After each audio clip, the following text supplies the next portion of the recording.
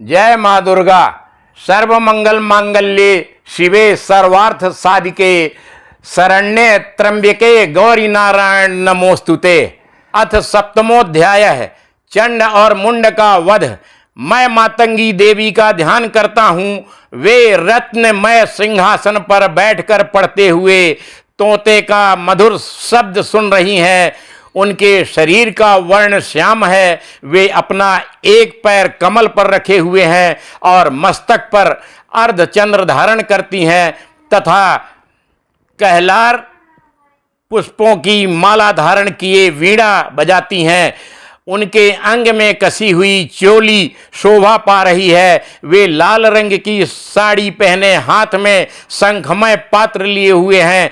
उनके वदन पर मधु का हल्का हल्का प्रभाव जान पड़ता है और ललाट में बेदी शोभा दे रही है। ऋषि कहते हैं, तदनंतर शुंभ की आज्ञा पाकर वे चंड मुंड आदि दैत्य चतुरंगिणी सेना के साथ अस्त्र शस्त्रों से सुसज्जित हो चल दिए। फिर गिरिराज हिमालय के सुवर्णमय ऊंचे शिखर पर पहुंचकर उन्होंने सिंह पर बैठी देवी को देखा। वे मंद मंद मुस्कुरा रही थीं। उन्हें देखकर दैत्य लोग तत्परता से पकड़ने का उद्योग करने लगे। किसी ने धनुष तान लिया, किसी ने तलवार संभाली और कुछ लोग देवी के पास आकर खड़े हो गए। तब अंबिका ने उन शत्रुओं के प्रति बड़ा क्रोध किया।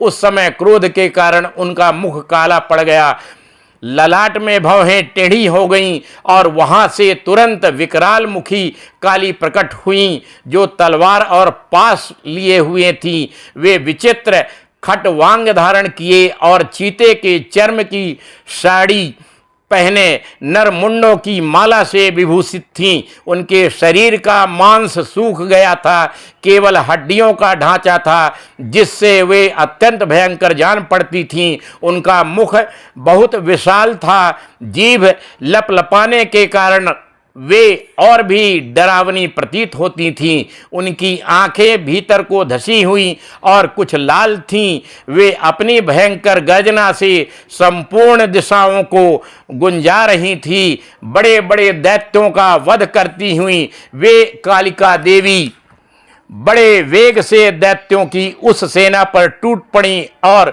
उन सबको भक्षण करने लगी। वे पार्श्व रक्षकों, अंकुशधारी महावतों, योद्धाओं और घंटा सहित कितने ही हाथियों को एक ही हाथ से पकड़कर मुंह में डाल लेती थीं। इसी प्रकार घोड़े, रथ और सारथ के साथ रथी सैनिकों को मुंह में डालकर वे उन्हें बड़े भयानक रूप से चबा डालती थी।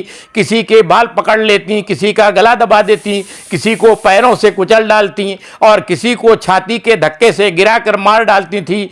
वे असुरों के छोड़े हुए बड़े बड़े अस्त्र शस्त्र मुंह से पकड़ लेती और रोष में भरकर उनको दांतों से पीस डालती थी। काली ने बलवान एवं दुरात्मा दैत्यों की वह सारी सेना रौद डाली, खा डाली और कितनों को मार भगाया। कोई तलवार के घाट उतारे गए, कोई खटवांग से पीटे गए और कितने ही असुर दांतों के अग्रभाग से कुचले जाकर मृत्यु को प्राप्त हुए। इस प्रकार देवी ने असुरों की उस सारी सेना को क्षण भर में मार गिराया। यह देख चंड उन अत्यंत भयानक काली देवी की ओर दौड़ा तथा महादैत्य मुंड ने भी अत्यंत भयंकर वाणों की वर्षा से तथा हजारों बार चलाए हुए चक्रों से उन भयानक नेत्रों वाली देवी को आच्छादित कर दिया।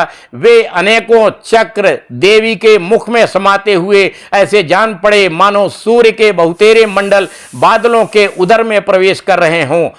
तब भयंकर गर्जना करने वाली काली ने अत्यंत रोष में भरकर विकट अट्टहास किया। उस समय उनके विकराल वदन के भीतर कठिनता से देखे जा सकने वाले दांतों की प्रभा से वे अत्यंत उज्जवल दिखाई देती थीं। देवी ने बहुत बड़ी तलवार हाथ में ले हम का उच्चारण करके चंड पर धावा किया और उसके केस पकड़कर उसी तलवार से उसका मस्तक काट डाला। चंड को मारा गया देखकर मुंड भी देवी की ओर दौड़ा। तब देवी ने रोष में भरकर उसे भी तलवार से घायल करके धरती पर सुला दिया।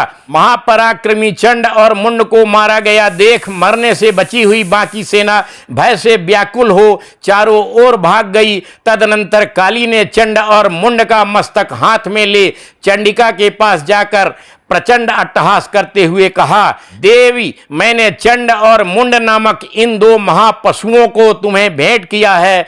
अब युद्ध यज्ञ में तुम शुंभ और निशुंभ का स्वयं ही वध करना। ऋषि कहते हैं, वहां लाए हुए उन चंड मुंड नामक महादैत्यों को देखकर कल्याणमयी चंडी ने काली से मधुर वाणी में कहा, देवी, तुम चंड और मुंड को लेकर मेरे पास आई हो, इसलिए संसार में चामुंडा के नाम से तुम्हारी ख्याति होगी। इस प्रकार श्री मार्कंडेय पुराण में सावर्णिक मनवंतर की कथा के अंतर्गत देवी महात्म्य में चंड मुंड वध नामक 7वां अध्याय पूरा हुआ।